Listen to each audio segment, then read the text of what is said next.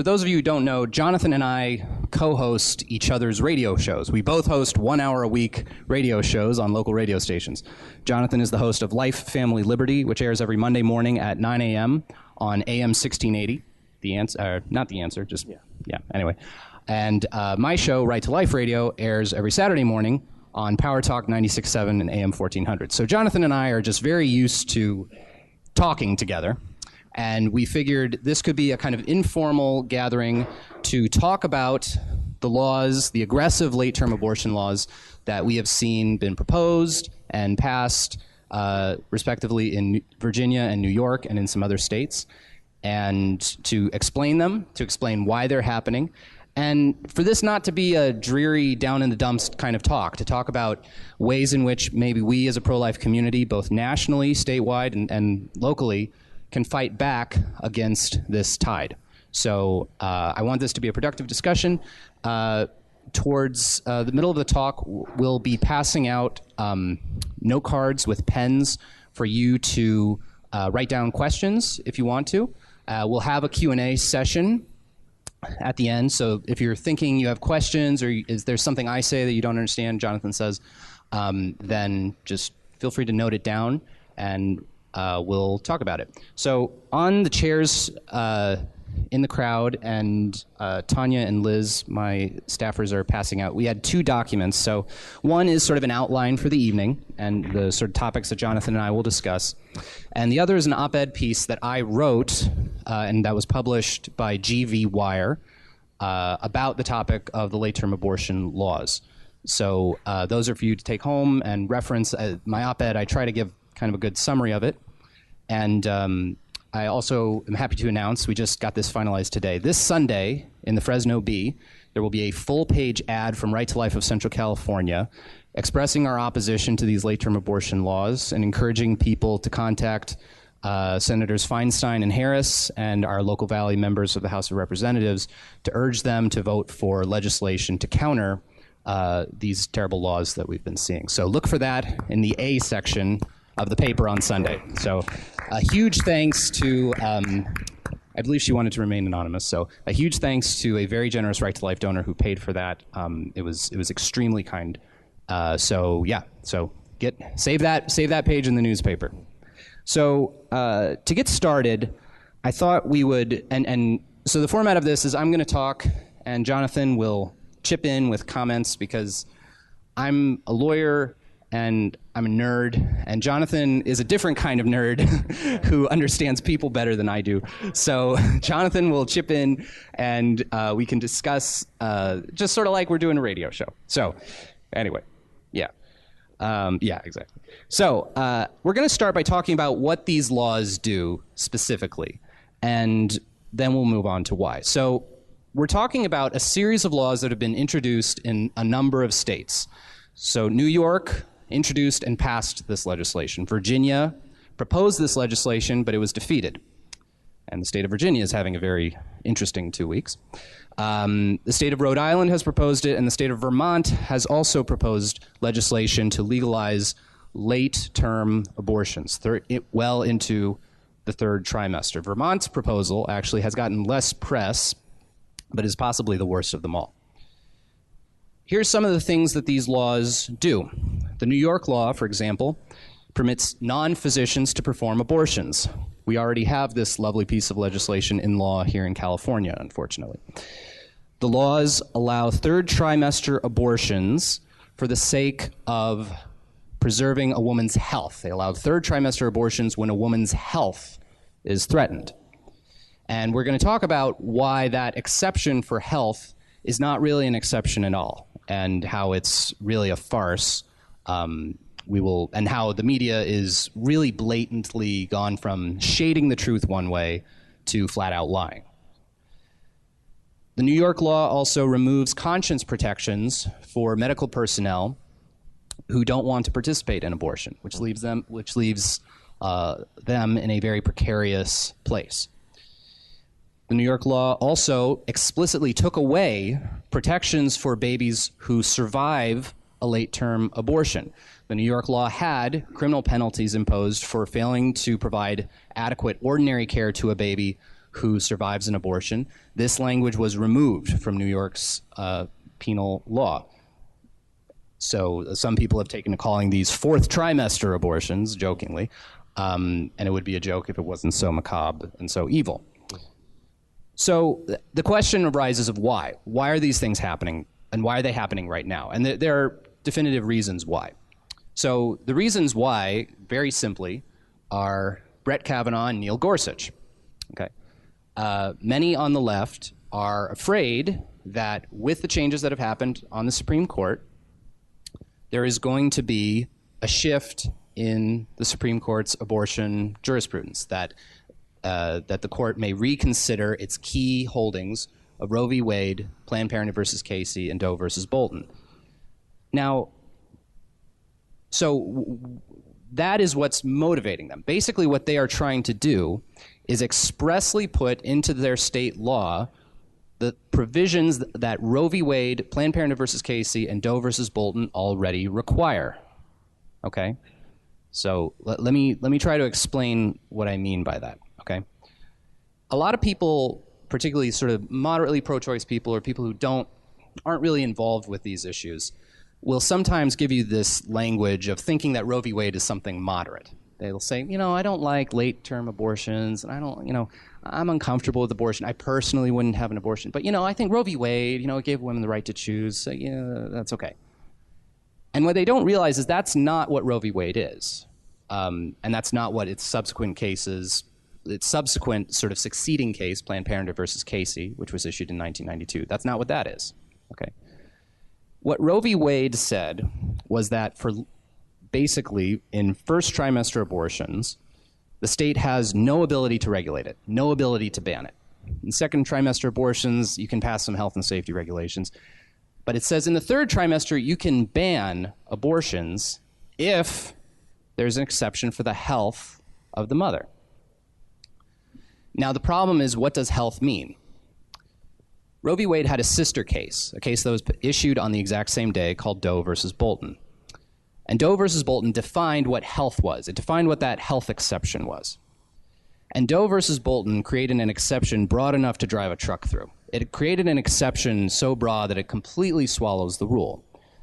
Because basically it says a woman's health is threatened if it can impact her, and this is language from the case, this isn't me pulling this out of thin air, her emotional health, her financial health, her familial health, as in my family dynamic will be upset if I have this baby. So by definition, there is no unwanted pregnancy that doesn't implicate a woman's health.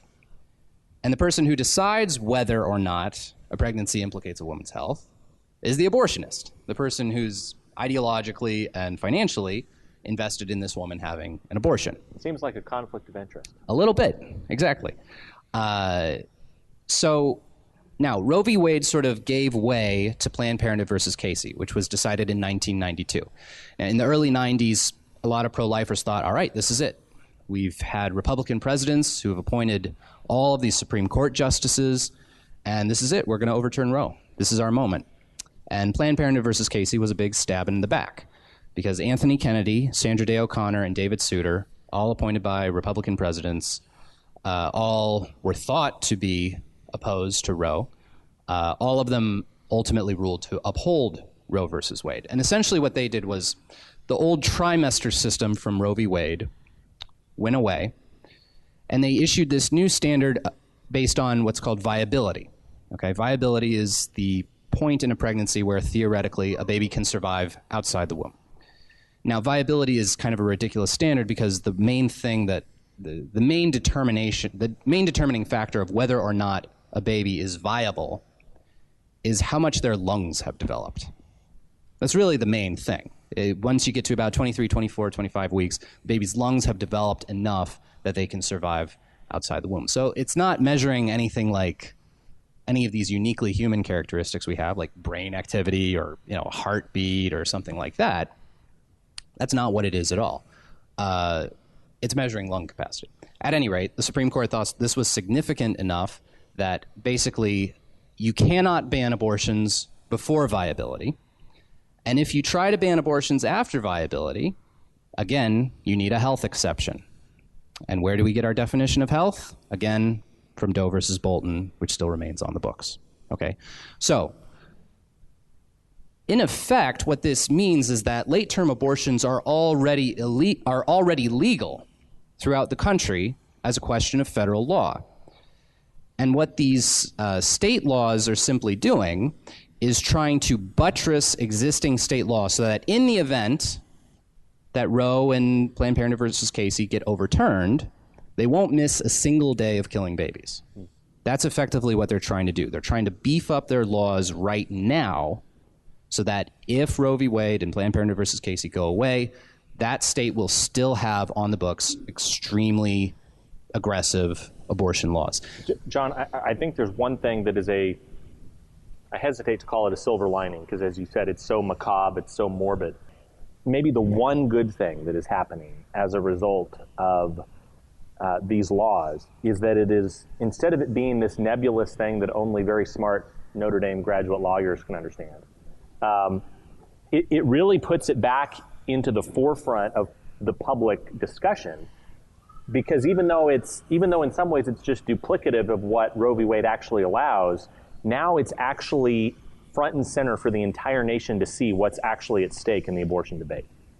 And the thing that's interesting, I mean, you and I, when we did our first radio show, I think after this law, I think we were honestly a little bit surprised at some of the public reaction, because we said, well, wait a minute, doesn't everyone know this is already what's happening because of Roe v. Wade? But the reality is a lot of people didn't. A whole generation of people, even pro-life people, or moderately pro-choice people, as you said, they didn't really understand how extreme Roe v. Wade and Doe v. Bolton actually were. Exactly. And one of the things we're seeing is this is potentially, for any politician who wants to run with it, these late-term abortion thing, this policy of late-term abortion, it's a winning issue to run against. The Marist Institute, which is this polling institute, every year, every January around the time of the March for Life, they and the Knights of Columbus produce polling data on American opinions on abortion.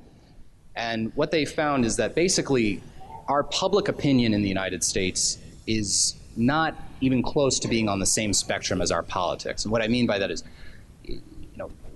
right now, the party platform of one of our two major political parties states explicitly that abortion should be legal without restrictions for the entirety of pregnancy, and it should be fully funded. 54% of the public doesn't want any public funding of abortion. 85% of the public does not believe that third trimester abortions are legal. 66% of the public believes that anything beyond first trimester abortions is immoral and should be unlawful. So what we're seeing is that Americans as a whole are far more pro-life than our Supreme Court precedents would indicate, than our laws would indicate. So it could be, so I was frankly very pleased during the State of the Union 2 nights ago when the president brought this subject up, because frankly, his statements on late-term abortion were, for one thing, I thought, appropriately blunt and reflected, I think, the national sentiment very well. And I think it's demonstrating that at least in their platform, one of the two political parties is incredibly out of step with the rest of the country. And John, I just want to give President Trump a little bit additional credit. I want to stipulate also, neither of our organizations are partisan organizations. We're not Republican or Democrat. And I think we could probably all agree that occasionally President Trump says things that we might not agree with. Maybe just every once in a while. Occasionally. But all that to say, that was probably the single most explicitly pro-life statement ever given at a State of the Union address. Mm-hmm. It may well have been. I agree.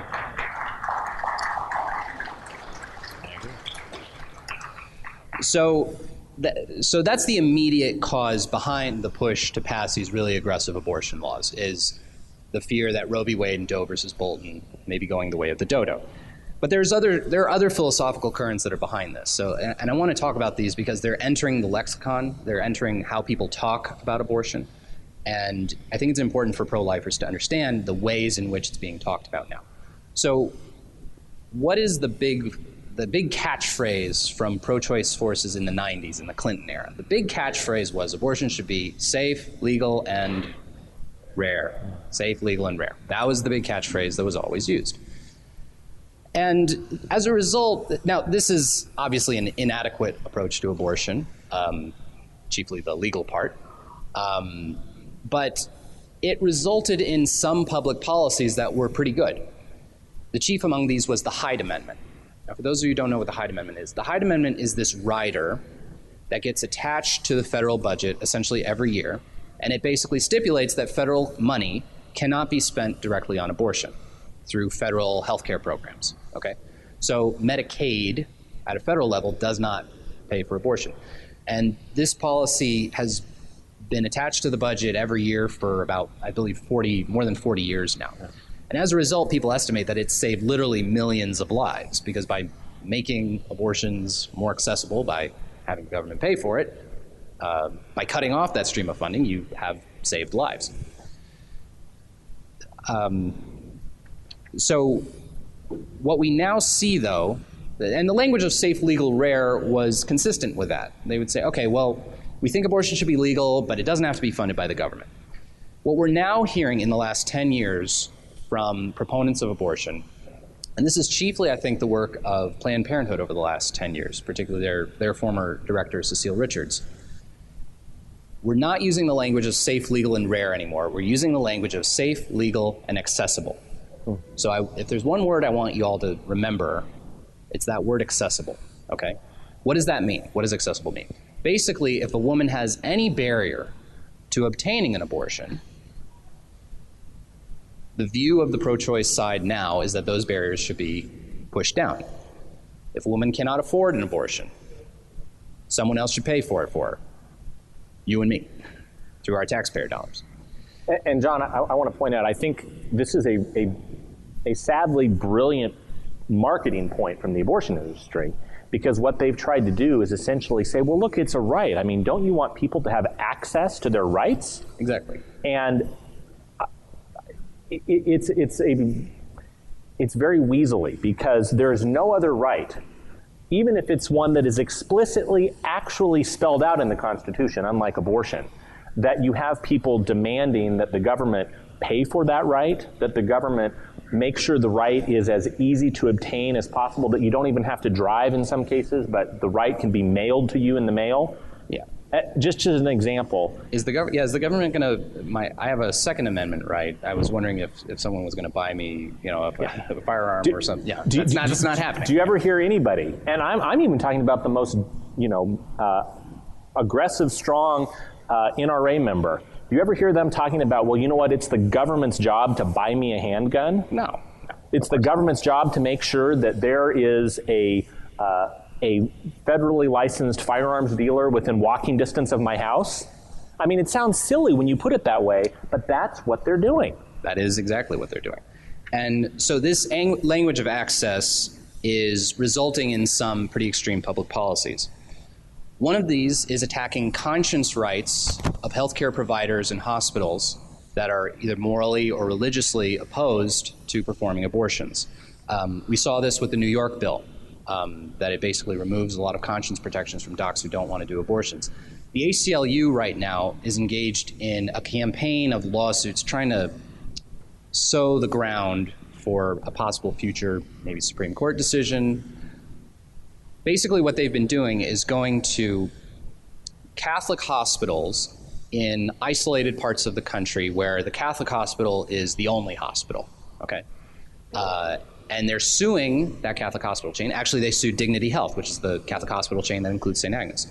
They're suing these hospitals because they're saying, well, you're denying equal care to women because in this region, there's no way for them easily to access abortion, and you won't do abortions in your hospital, all right? Now, they're losing these lawsuits, thanks be to God, but they're trying to lay the ground for a future lawsuit, for future Supreme Court decisions or future legal and legislative change. A very interesting and revealing and scary op-ed on this topic was written. How many of you remember the name Rahm Emanuel?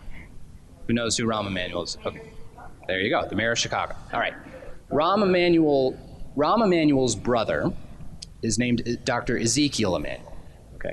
And Ezekiel Emanuel was, among other things, one of the architects of Obamacare. So he's a very prominent figure in the area of medicine and public policy.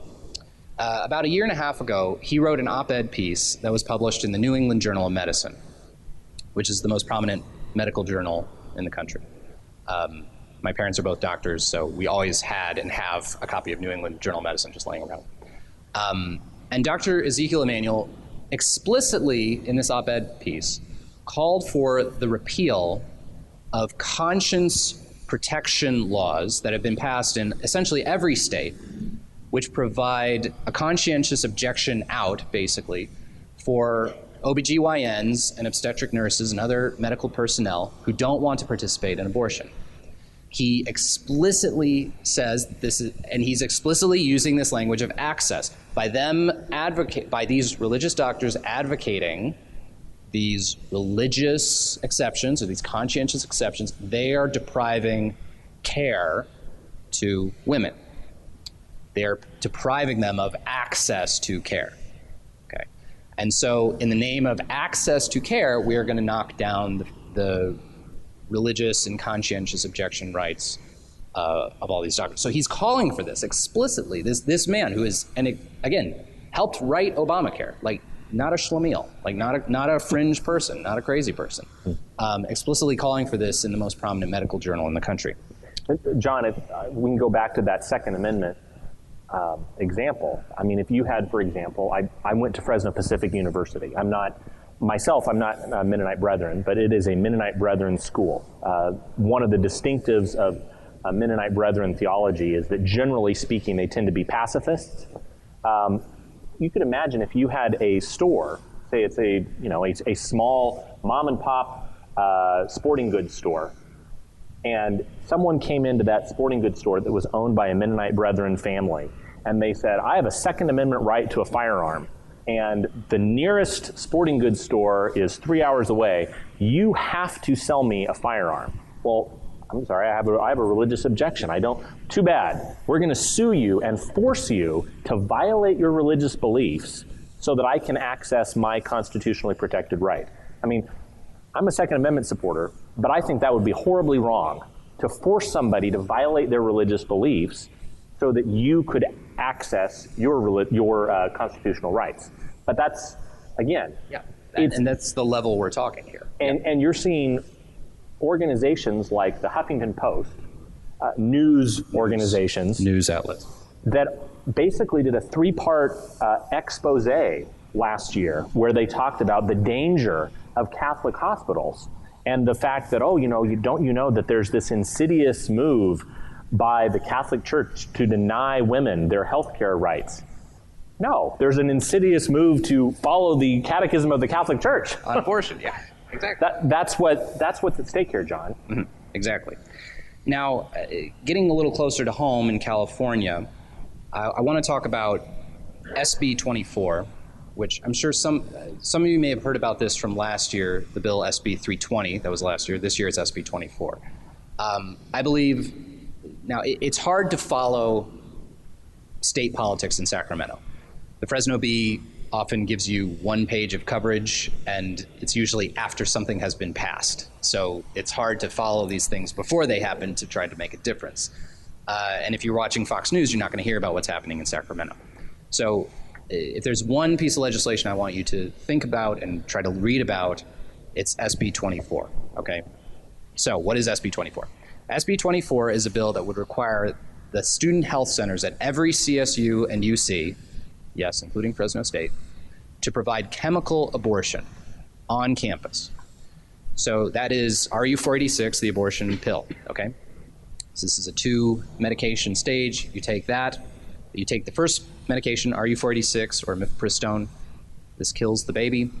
A few days later, you take misoprostol, which basically induces an artificial miscarriage so that you expel the baby. They are putting in a whole apparatus within all the student healthcare facilities at the CSUs and UCs with ultrasound machines not for preserving life, not for any purpose other than abortion. That's the reason why there's going to be ultrasound machines at all the CSUs and UCs to perform abortions, because you need to make sure that the baby is less than 10 weeks old. 10 weeks old. 10 weeks old.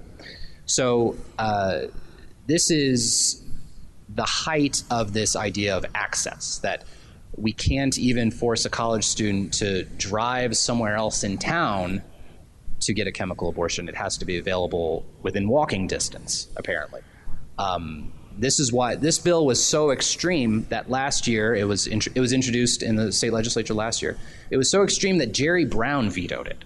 Okay, Jerry Brown, not known as a pro-life stalwart, but that lingering Catholic sentiment, I guess, helped him out, and he vetoed it.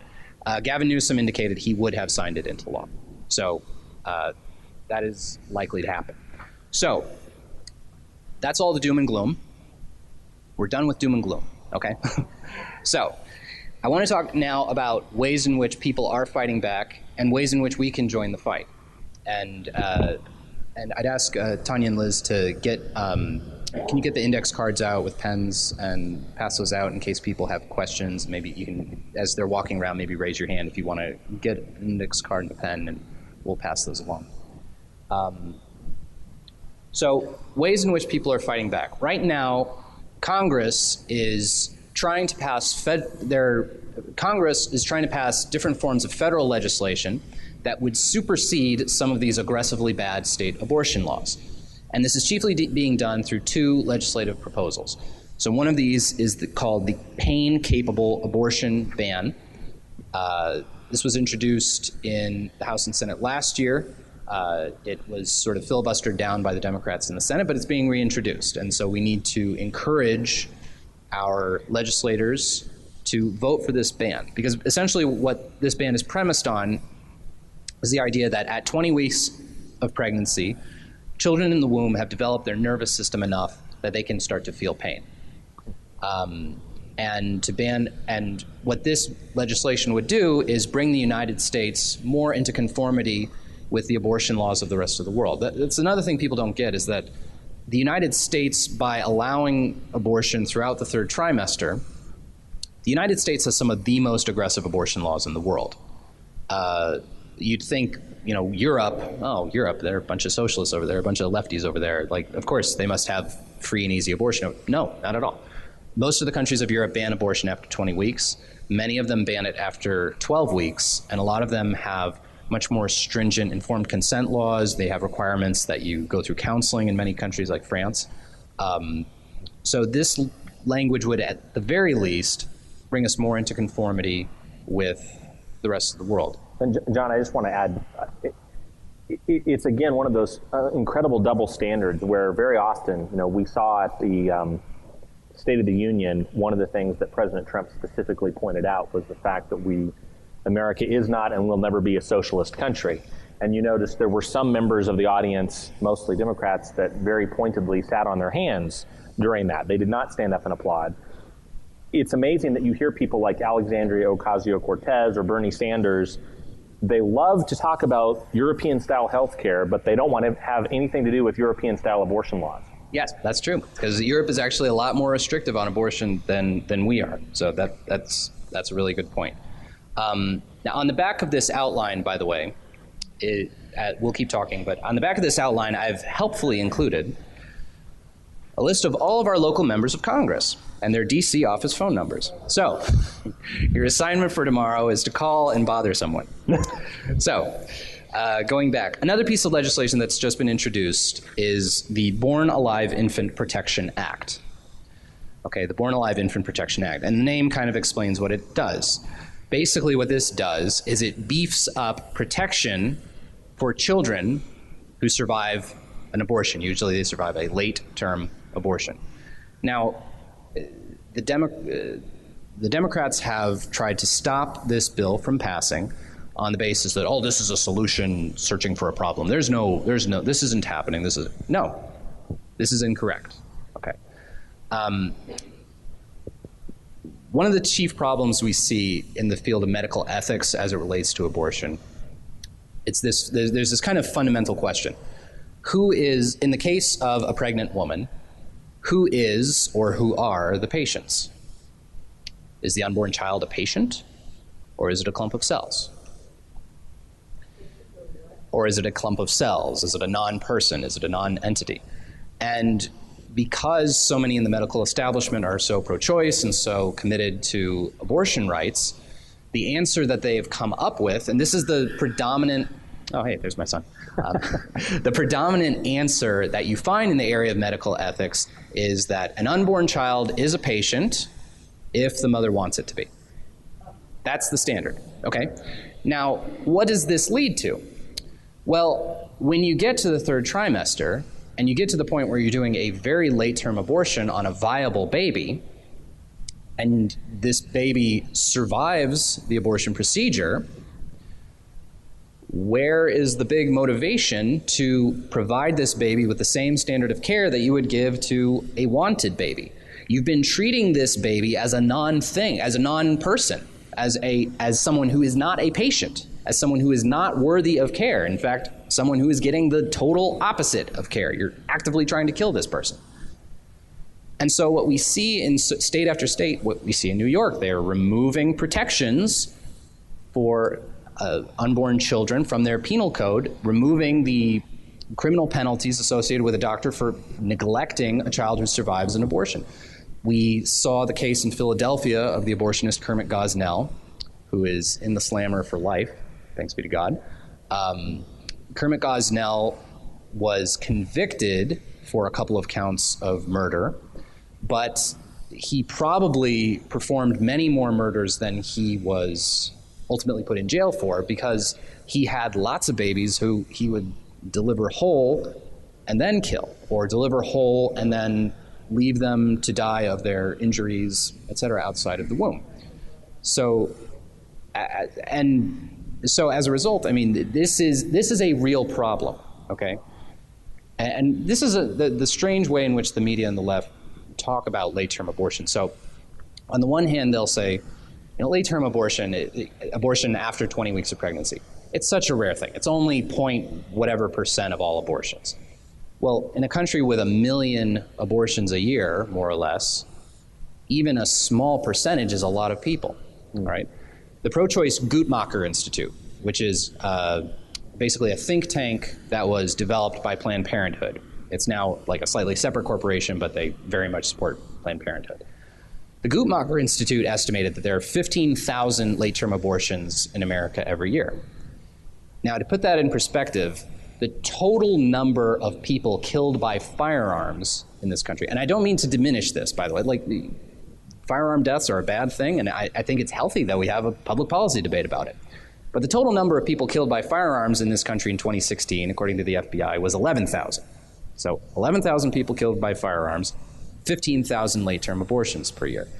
And yet the amount of public discussion we have about late-term abortion, which a huge majority of Americans oppose. Like, there is no debate on the level of what we see over gun control, where you have people very strongly on one side believe something, people very strongly believe something on the other side.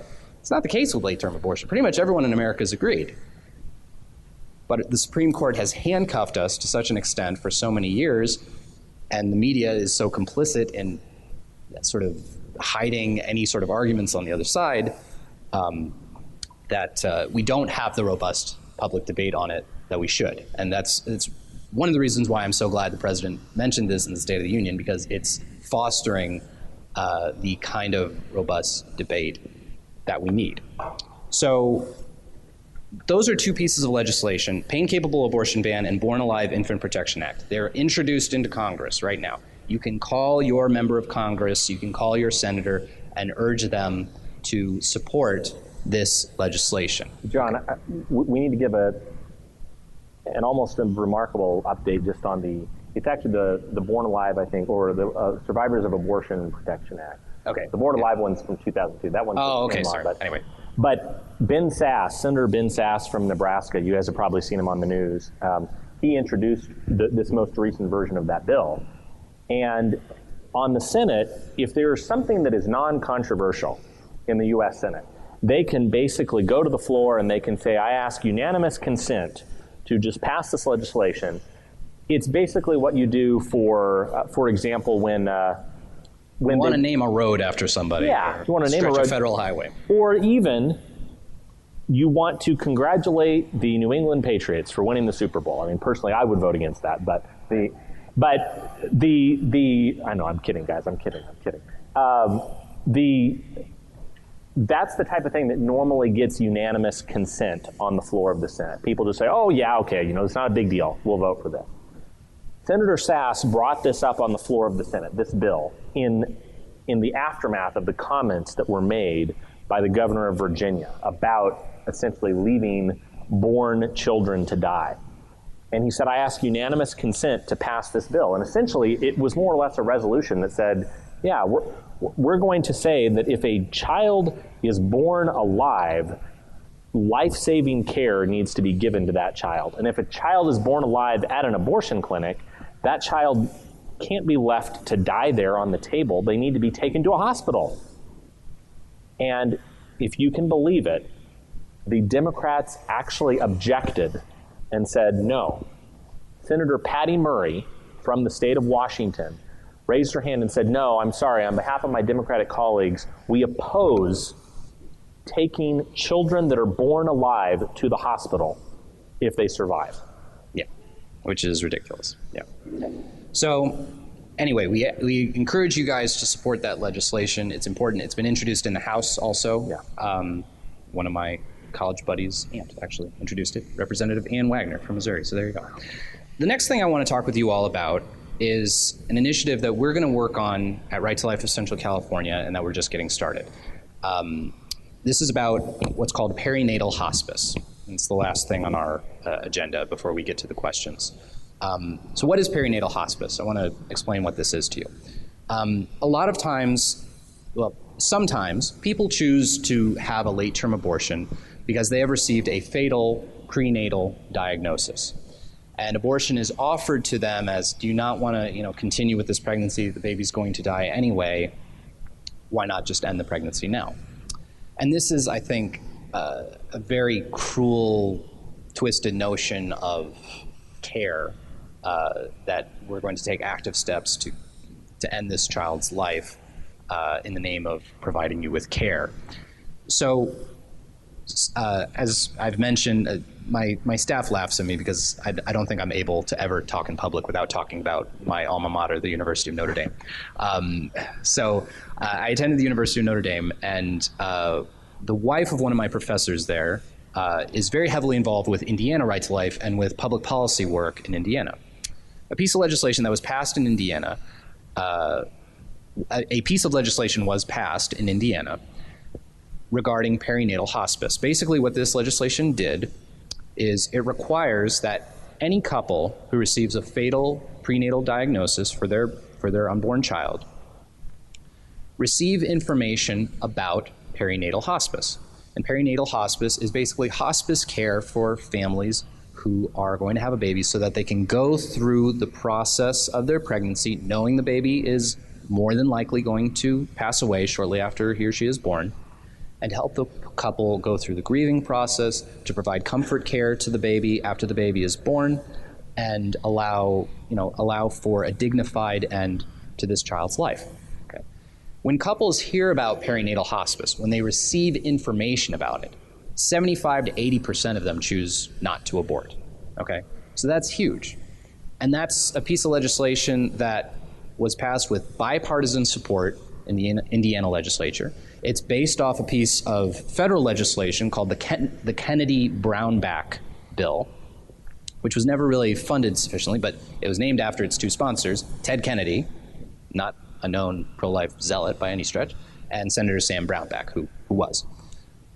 So this is a bipartisan piece of legislation about a very well-accepted medical process, perinatal hospice. It's available in Fresno, by the way, at Hines Hospice.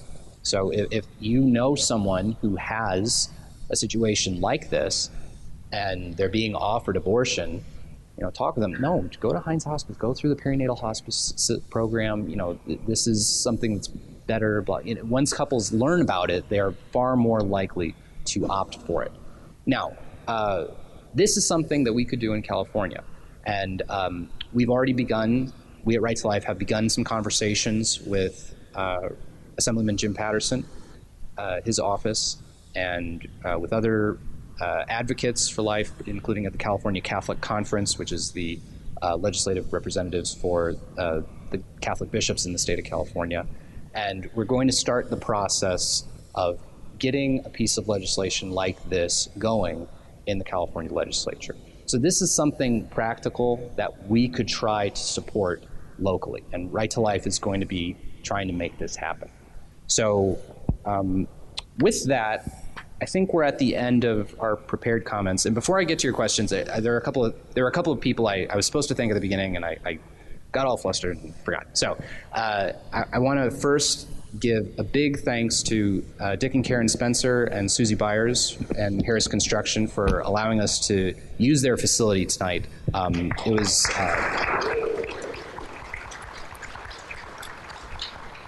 It was incredibly generous of them, and we're so thankful. It'll be torched. Okay, sorry, my bad. So, also I want to thank the Catholic Diocese of Fresno and KNXT, their TV station, for providing us with the fancy cameras. All of this event is being recorded and will be available. We at Right to Life will produce a video of it. It will be available as a DVD for people to use. We'll have it posted on our YouTube channel, so if anyone wants to watch this later, or if you want to share it with someone who wasn't able to be here tonight. And I also wanted to take the opportunity to thank Bishop Ochoa of the Catholic Diocese of Fresno, who, in coordination with Right to Life of Central California, issued a really excellent statement on the New York and Virginia laws. It was read at the cathedral when I went to Mass there at 9 a.m. on Sunday, and I know it's been published in various other diocesan outlets, so I'm really grateful to Bishop Ochoa for his support of this event and of Right to Life in general. So anyway, a big thank you for Bishop Ochoa. And a big thank you to my board member, Teresa Dominguez. Hi, Teresa, who's the Chancellor of the Diocese of Fresno. So thank you, Teresa. All right, so we are now going to go to questions. So we have some written out questions over here. And then, Tanya, if there are any comments on the Facebook live stream, people asking questions, then not yet? Okay. Well, then. You don't have to. Okay. Well, I'm gonna read the index card questions first, and then we'll go along.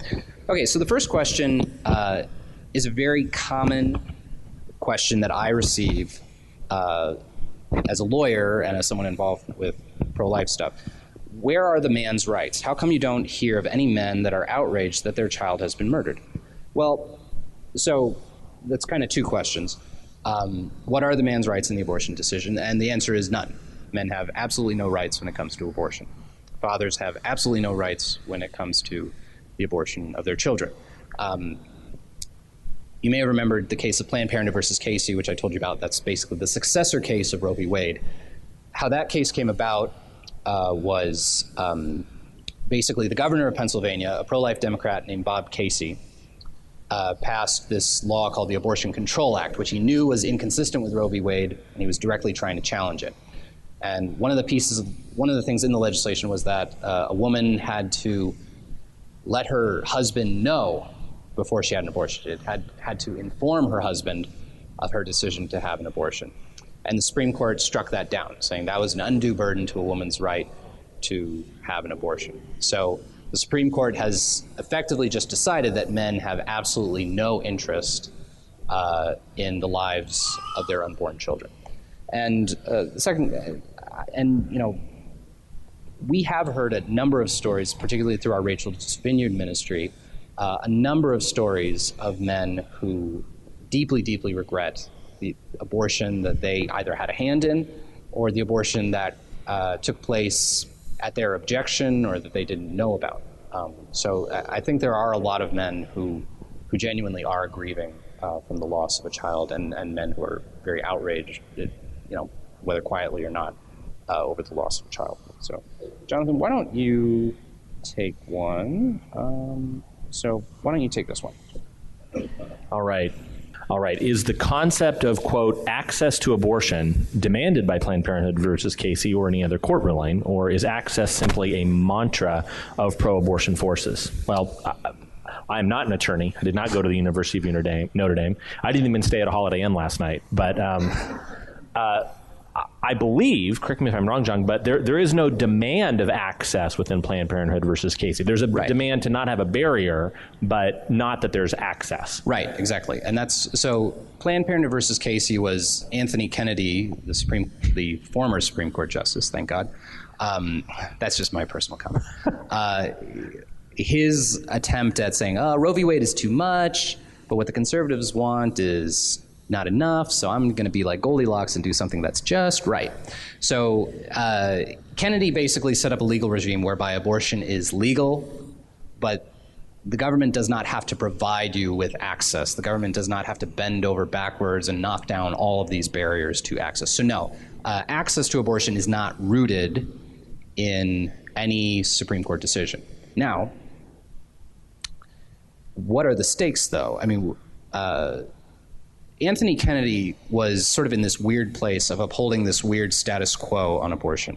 You had 4 justices to the left of him who thought he didn't go far enough, and that abortion should be grounded in this notion of equality, that women cannot be equal unless they have access to abortion.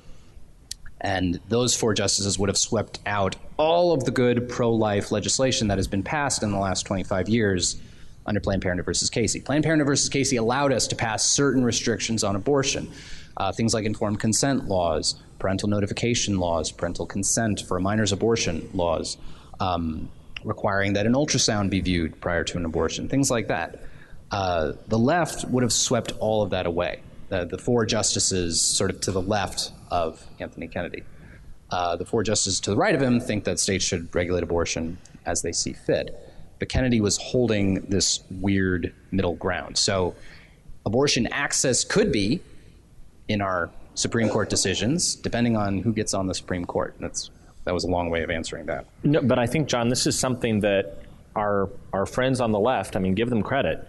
They do a phenomenal job of repeating something often enough in the media that the general public thinks that it is actually a requirement. Like, let me ask you guys a question.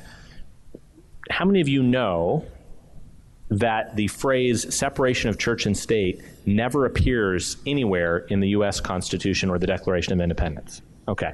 So about half of you, that phrase, the separation of church and state, that was actually from a letter, just a personal letter that Thomas Jefferson wrote to a association of Baptists on the East Coast talking about religious freedom.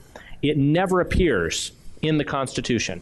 But when you take public polls of people and you ask about separation of church and state, people are convinced, they know that's absolutely in the Constitution. That's the similar thing that has happened in the last several years with access, is by just pounding on the word access, they've been able to convince people that it is something that is supposed to be granted. And I heard someone say one time, a commentator point out, that the left and the media were successful in amending the Constitution without ever having to cast a single vote. That's essentially what they did with separation of church and state, and it's what they're trying to do with the word access. Right, exactly. One question was given, how can these meetings take place with the Spanish-speaking community? That's a great question, and whoever asked this, come talk with me afterwards, and let's try to develop some strategies. I think one thing is I need to take some intensive Spanish classes on my own time, because we need to have a better conversation about this. And we at Right to Life do have Spanish language presentations on a number of abortion topics. That's why we have Tanya and Liz, because they can speak Spanish, I can't. And they've given presentations for Spanish-speaking audiences. So if you want Right to Life to come to speak to your audience, please get in touch with us. We can certainly help with that. One question I wanted to just to address. what conditions are considered, quote, fatal under the perinatal hospice legislation? I'm concerned that children with special needs can be lumped in this category. So a genuinely fatal diagnosis, not a diagnosis of a disability, a diagnosis that this child, because of this or that condition, or a heart condition or whatever, is unlikely to survive very long after birth. So it's not a diagnosis of, you know, the child has Down syndrome or something. Now, let's talk about diagnosis of Down syndrome, because that's an important issue, and I'll let you guys know about this. The Supreme Court may very well, in the next year or so, hear a case out of Indiana. Then Governor Mike Pence signed a piece of legislation that one of my Notre Dame friends helped pass. Signed a piece of legislation. You can't even go a whole question without mentioning Notre Dame. Exactly. I just go Irish. Signed a piece of legislation banning abortions for discriminatory reasons. So reasons that are recognized in other areas of law as inappropriately discriminatory. So any abortion chosen due to the child's race, the child's sex, or the child having a disability. So this would ban abortions purely because the child has a prenatal diagnosis of, for example, Down syndrome. Okay. Now, this legislation has been going through the federal courts, and the Supreme Court is now deciding whether or not to take this case. So this will be a good test for old Brett Kavanaugh. Let's see what side of the aisle he's really going to fall down on. And John, I want to say one thing on that.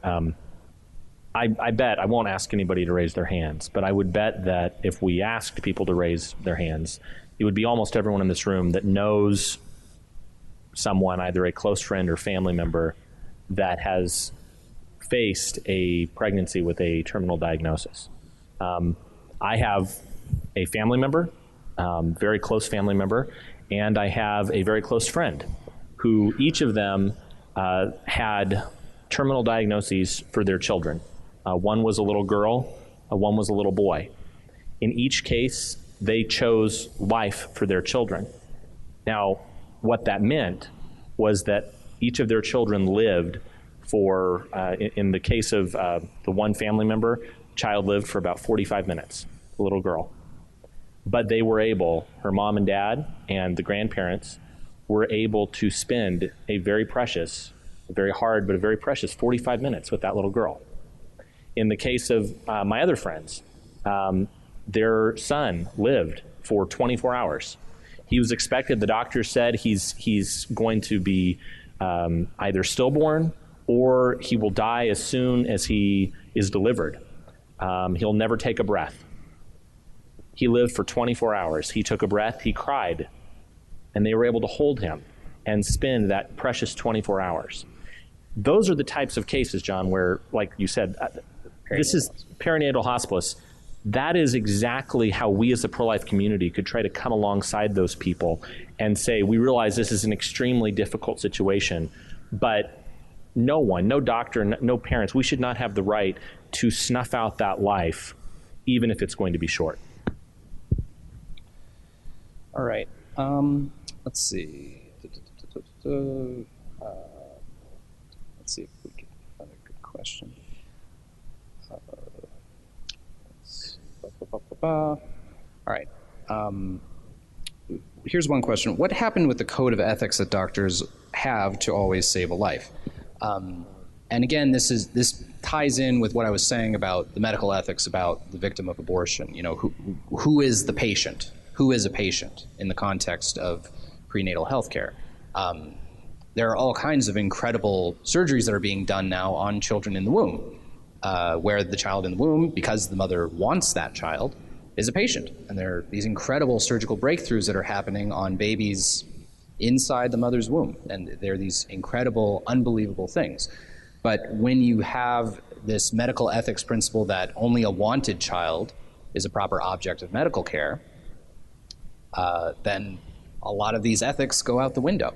And even the sort of, quote, respectable expert opinions that were given in the Gosnell case from other abortion doctors who were trying to establish what the standard of care is for a baby who survives abortion, even they were giving these horrific answers, where they weren't doing anything to help these babies who survived. They were just giving them, quote, comfort care. basically to keep them warm as they died. So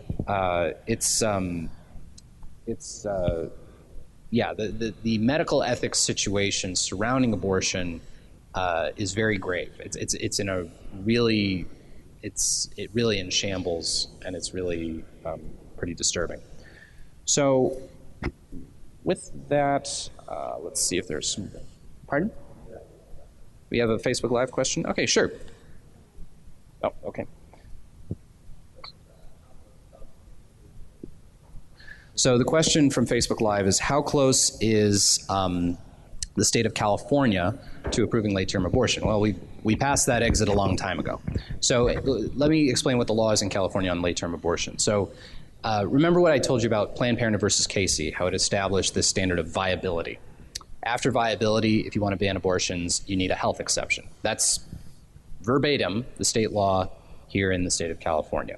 So after the point of viability, there needs to be some health exception reason, and then you can get an abortion. But as we said, what is health? Literally anything. There is no pregnancy possible that does not implicate a mother's health adversely. So late-term abortion is here in California. It is happening. I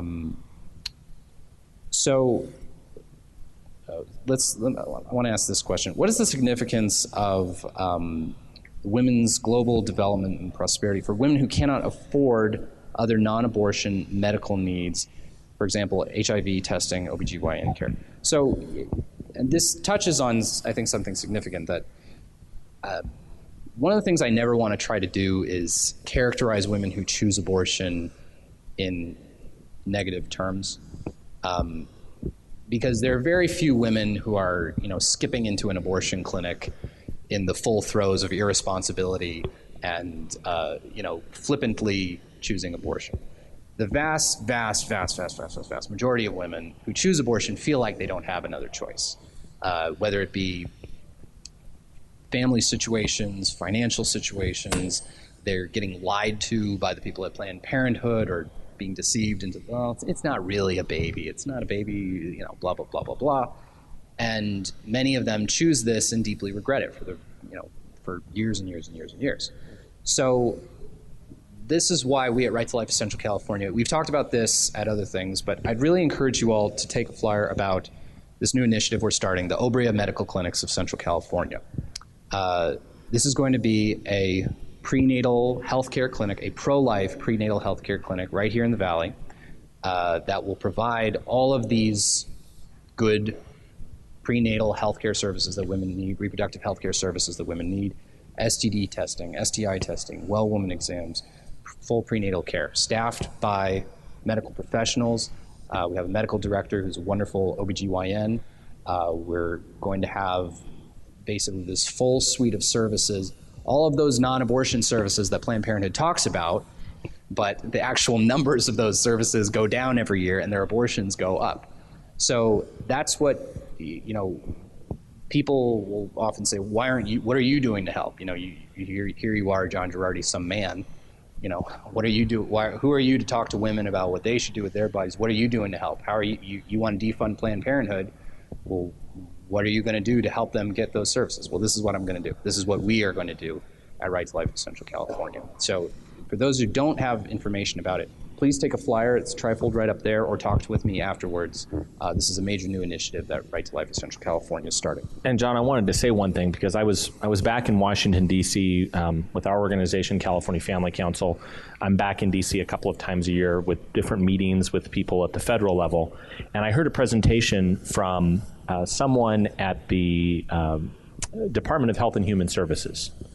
And one of the things that they pointed out that I think is so crucial to what Right to Life is going to be doing with this new Obria Medical Clinic, there's some great organizations. There's a lot of great organizations both in the state of California and even in Fresno. I see my friend Christy Burkhardt over here from the Pregnancy Care Center, and they do a lot to help women in unplanned pregnancies. And I should have said, I get on this Obria track, and it's not in any way to diminish Pregnancy Care Center. Pregnancy Care Center is already doing a ton of this stuff. And it's Yeah. it's awesome stuff, and we at Right to Life promote it, Yeah. and we Amen. stand shoulder to shoulder with Pregnancy Care Center. I just wanted to talk about the question specifically mentioned the STD testing and stuff, so I got on my Obria track. So. Oh, no, that's fine. Well, and the reason I pointed out is that in the Central Valley, Fresno metro area is almost 1 million people.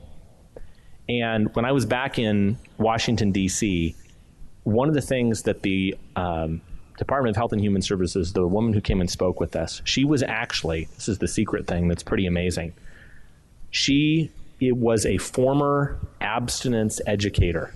She ran a pro-life, pro-family organization. And she said, one of the things that we have been doing behind the scenes, it doesn't get a lot of news coverage, but one of the things we've been doing is to try to make available funds at the federal level. There are federal dollars that are already allocated. There's federal money that is literally sitting in an account waiting for healthcare clinics to provide medical services, like John said, STD testing, STI testing, pregnancy services, prenatal care. There are funds available. And you know what she told us? I'm one of 40 state groups around the country. She said, we need your help to get the word out about this, because she said, if we don't give these funds away, sometimes the only recipients that will come and get them is Planned Parenthood. They said, we can give these to pro-life clinics. We could give it to a group like Obria. But in a lot of cases, there is not a clinic like that in the area that is interested in taking federal funding and does those specific types of services. And that's why I'm actually so thrilled, because I think it really is a complementary thing. I know many of you in this room, probably support Pregnancy Care Center alongside Right to Life. I could not be more thrilled, because I think this is going to be something where there's going to be a huge opportunity for the 1 million+ people in the central San Joaquin Valley to receive healthcare services from both these organizations, depending on where they are in their life. We can refer people to both the organizations depending on where they are in life. But Obria is going to fill a need that is completely absent right now in the Central Valley. And I'm just really proud of John and for the whole team at Right to Life, the whole board, for them taking on this challenge, because I've had some conversations with John. I know that it's not a walk in the park to get a new medical clinic set up. No, basically, I have friends in Indiana, Notre Dame friends, who basically say to start one of these, you just plug an ultrasound in the wall and off you go. And that is not the process in California. One quick question. So I apologize that we can't really get to all of these questions. We do need to wrap up, but I'll be lingering. So if anyone wants to grab me and talk with me, I'll be here. Is there some kind of guide or handbook to help us start something at church? Where to start once permitted by the pastor? Give us a call. Talk with us. That's what we want to do. So one of the things I'm hoping with this event, there was this band in New York in the 60s called the Velvet Underground that it had Ed Reed, and it was it was not a very popular band, but the line about it was everyone who went to one of their shows started a band. So there are only 50 or so people here. I hope every single person here can start your band. So, and by that I mean, I'm available. Book me. Bring me to your church, to your community organization, to your whatever. Get our literature up here, get our contact info. That's what we do. Get me, get Tanya, get Liz. Bring us to your church, bring us to your youth group, bring us to whatever. That's what we're here for, is pro-life education. So bring us. The next question, really quickly. Thank you for the letter you co-wrote with Bishop Ochoa. Can this letter be copied for copies of larger dissemination? So yeah, if you want to read the Bishop Ochoa statement, just Google Diocese of Fresno, go to the diocese's website, and it's right there in English and Spanish. So I didn't know it got translated, so great. That's awesome. The last question on there was, are you not able to clearly state what the Democratic Party promotes? Now, I was saying that, okay, so Right to Life is a 501c3. We do not support or oppose any parties or candidates. Likewise, California Family Council. California Family. But I will happily state what is in their platform for educational purposes. That's in the Democratic Party platform. They support abortion for the full duration of pregnancy without restrictions, and they support full federal funding of abortion. federal funding of abortion. Yes. So. And John, the thing that's so sad about this, honestly, is that, I won't ask for a show of hands, but I don't know what anybody, I'm not going to ask what anybody's party registration is in this room. But I know if no matter what your party registration is, I'm sure you have friends that are in the opposite party or nonpartisan. This abortion did not used to be so clearly a Republican-Democrat issue. I mean, like you said, in Planned Parenthood versus Casey, the governor who was willing to defend abortion up to the Supreme Court. To oppose abortion. I'm sorry, to defend life, to oppose abortion, he was a Democrat. He was a pro-life Democrat who put his money where his mouth was. And there were many other people. I mean, one of the reasons that Obamacare almost wasn't even introduced into law was because of a large faction of pro-life Democrats. And yet, in the last 10 years, pro-life really Democrats have almost been completely driven out of the Democratic Party. Yeah, which is sad. So with that, I think we're going to conclude our Q&A. Again, I apologize that we can't get to everyone's questions. There was a lot more questions than I thought we were going to have, frankly. Thank you for supporting Right to Life. Thank you all so much, and God bless.